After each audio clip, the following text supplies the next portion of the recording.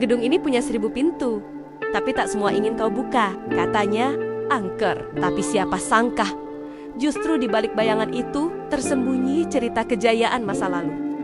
Selamat datang di Lawang Sewu, ikon kota Semarang yang berdiri sejak tahun 1907, dibangun oleh perusahaan kereta api Hindia Belanda. Gedung ini dulunya adalah pusat administrasi transportasi, sebuah simbol kemajuan teknologi pada masanya.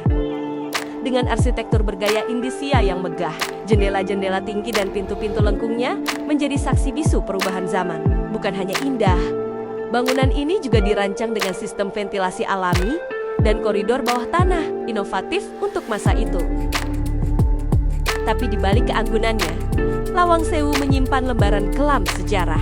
Di masa pendudukan Jepang, ruang bawah tanahnya berubah fungsi, dari gudang menjadi penjara. Konon, jeritan para tahanan masih membekas di dinding sunyi itu. Kini, Lawang Sewu kembali hidup bukan sebagai tempat horor, melainkan sebagai museum, tempat belajar, dan jendela sejarah bangsa. Setiap langkah di sana adalah napak tilas masa lalu. Setiap pintu, setiap jendela, menyimpan bisikan cerita. Karena sejatinya, sejarah bukan untuk ditakuti, tapi untuk dipahami.